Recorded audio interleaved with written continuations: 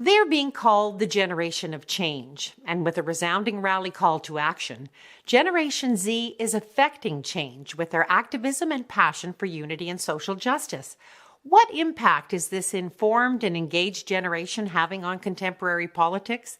Jennifer Lambert is a student at Villanova University who's poised to release her first book, Voter Z, in April of 2021.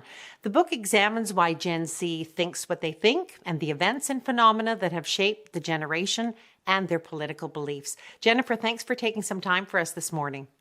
Thank you for interviewing me. This is fantastic. You were on track for a career in the medical field, but major events around your life experience, from 9/11 to mass school shootings, led you down a much different path. What was that catalyst for change? And tell us, what was the inspiration for Voter Z? Yes, I had always envisioned myself working in the medical field. And actually, when I was in high school, I was enrolled in courses through Rutgers University, working towards my medical certification and planning on going to college for nursing. And then my senior year of high school, I was taking an AP government course that really opened my eyes to the field of political science and how much I loved politics and government. And then in February of my senior year, the Parkland shooting happened. I think for other members of my generation too, this event sticks out in our minds as kind of a formative event in our political belief systems, particularly given that the leaders of the Never Again movement in the wake of Parkland were Gen Zers themselves. When this happened and when the March for Our Lives happened, I realized that I had to get involved. I felt like I had no other choice but to enter the field of political science and hopefully one day enter the halls of government and enact real change for my generation. Well, there are all kinds of stereotypes around your generation that definitely don't hold water. So let's take a closer look. What can you tell us about what's motivating your peers, their greatest concerns, and how you're making your voices heard? So, a lot of our generation is misunderstood. People think that we're just technology obsessed, self obsessed in a way, too, that we don't have like a real vision for the future. Um, so I would say that our generation is kind of a hallmark of our generation is creativity and selflessness. I think you see that manifesting itself in many different ways, not just in our national political discourse, but also in our technological prowess, the influencers that you see from Generation Z. I think that our generation is enacting change through social media, kind of bringing awareness to different issues that we have never seen before: racial justice, climate change, gun violence. We have changed the way that the entire country thinks about these issues. I think that my peers are showing up as political organizers, as activists in a way that other young generations never have before. Well, your book is called Voter Z, which brings us to the 2020 election. It's a historical turnout, and that was true for the younger generation too. How are youth activists impacting political discourse in the US? As I said, youth activists have ignited conversations around many different issues, particularly gun control, climate change, racial justice, and higher education access.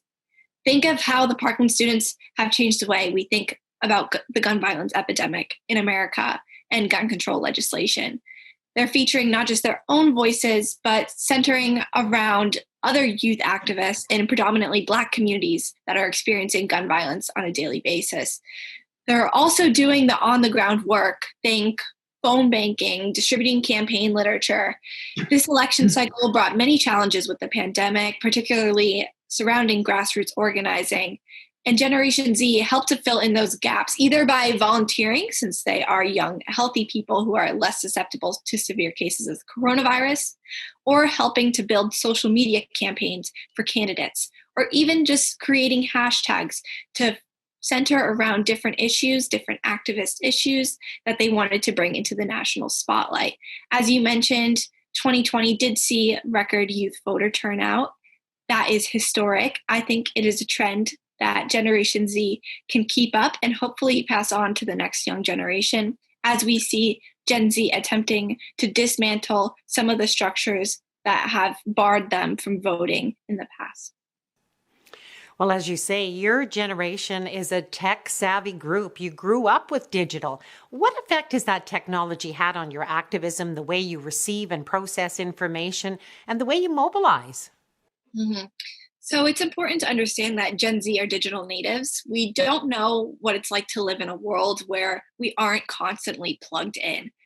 So we do organize through social media channels, through hashtags, through different accounts, through engagement pods. It's important to think about Generation Z using social media not to further just their own self interest, but their generation's interest as a whole. So think about these online communities that we're building. There is a community online called Election Twitter, wherein young people converse about different political topics. They converse about electoral maps. They converse about turnout.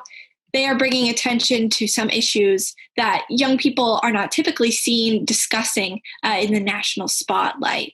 We also are organizing movements online. So think about the Black Lives Matter movement and how young people played a crucial role in creating some of the protests that were going on this past summer in the wake of the shooting of George Floyd.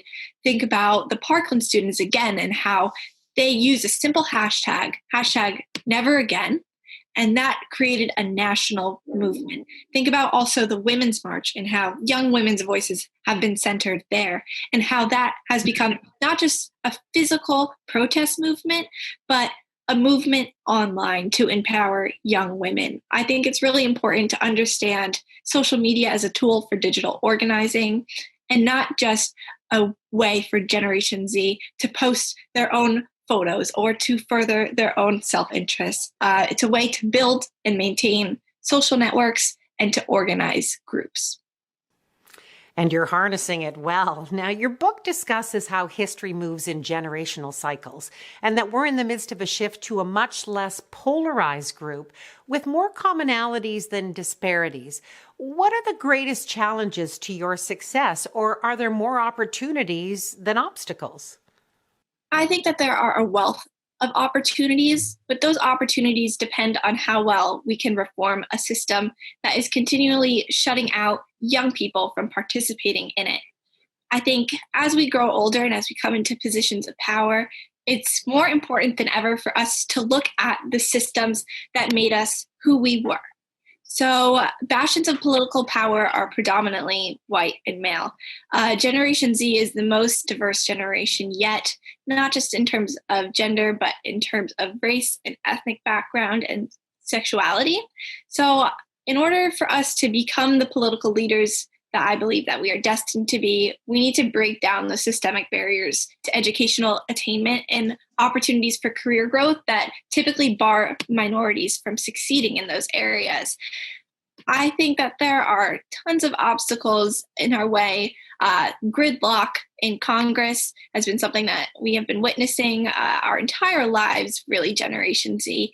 I think that a lot of us view our political and economic institutions as not old fashioned, but inefficient in a way. The polarization has made it very difficult for Congress to pass legislation that is meaningful and that creates widespread effects in America. So I think that there's a huge task in front of us in terms of reforming these systems, but I don't think it's impossible. And I think that with the teamwork that we are predisposed to doing, that we can accomplish that. I think the future's in good hands. You've been writing during a worldwide pandemic. How has the impact on your generation in particular changed or shaped the approach to that writing? Yes, it's been a very interesting time to be writing this book. I myself have been at college during this pandemic, uh, doing remote classes for the most part, or going to class wearing a mask, sitting 6 feet apart from my classmates, not getting to know my professors. It's been very challenging. I think that Generation Z will be affected by this pandemic in ways that we can't even fully comprehend yet. I think of the people who are younger than me in this generation who are still in high school even some Gen Zers are still in middle school. They're adapting to this new world of remote learning. It's very difficult for them. It's been difficult for me to transition to this too. It's also difficult not to be able to get an internship where I can go and work somewhere physically. It's difficult for Gen Zers who are entering the workforce right now, who are graduating college with a terrible job market in front of them. That presents long term barriers to financial security and success. Mobility within your career, upward mobility within your companies, it all starts with what the job market looks like when you're entering it. I think that Generation Z is going to come out of this pandemic looking to reform a lot of our institutions. Again, our public health institutions in particular. This pandemic has exposed disparities along racial and class division lines that Gen Z sees as a major problem going forward. As I mentioned before, we're the most diverse generation in American history. So a lot of our generational peers are dealing with these disparities. It's affecting them, their educational attainment, their health, the health of their communities. I think that as leaders in the future, we're going to look back on this pandemic as a model of what not to do, honestly. We need better public health systems. We need equitable access to healthcare, to education. We need to build strong communities that can survive things like this. I think that this pandemic is teaching us lessons that we will carry with us for the rest of our lives. Well, there's no question that the political clout of your generation will continue to grow steadily in the coming years.